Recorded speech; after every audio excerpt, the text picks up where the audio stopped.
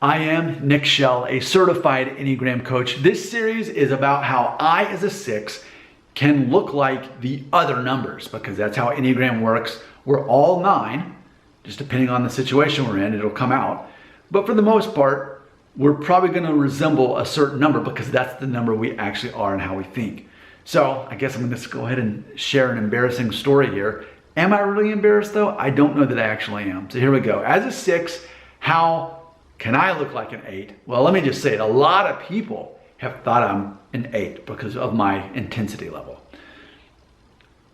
But I'm not actually an 8. Though 8s are very focused on having control and being in control of themselves, and I definitely relate to that. But for me as a 6, it's about having stability. So I don't need to control other people or even the environment itself as long as the environment is stable. I don't care that I'm the one controlling it. I don't need to be in charge. But if things are unstable, then it kicks into high gear and I immediately can look like an 8. So let me tell this embarrassing story. And I feel like this is just one instance. We could look at my whole lifetime, and this probably kind of things happen a lot, but not that long ago, about a month ago, my wife and I were on vacation. We were staying in a hotel the last night of our vacation. And sure enough, there were a bunch of high school teams. I don't know if they were soccer or volleyball, whatever it is, co-ed high school teams there at the hotel. And as soon as I checked in, the people working the front desk kind of like did a face palm situation. Like, these kids are so annoying. They're in their pajamas and flip-flops, throwing footballs around. Like, they're so loud and needy and all that stuff. But so I felt bad for the workers. Okay, we get up to the hotel room, watching The Office, got 15 minutes into it, and then we heard, I don't know if you heard that, but it was like bam, bam, bam on the door. I don't remember getting out of the bed. It's just like I teleported there. I get to the front door and I open it up and I see 2 teenage boys, and they're just like, because they were planning to bang on the door and run away and go in the elevator, but they didn't get there in time, and I caught them because I immediately was there.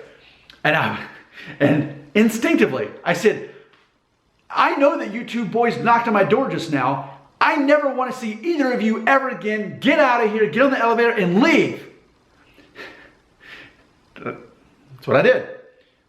Okay, I go back, I'm watching The Office, and I was ready for them this time. About 15 minutes. And then I heard, and sure enough, open the door, and the 2 boys are there again, but now they brought all their friends.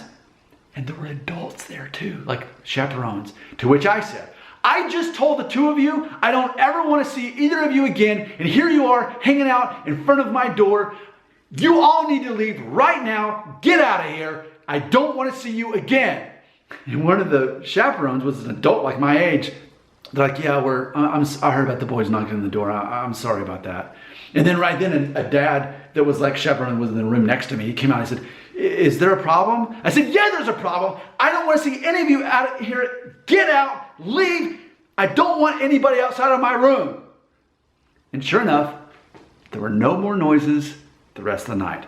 And that's how, as a 6, I can look like an 8. Your comments belong right here.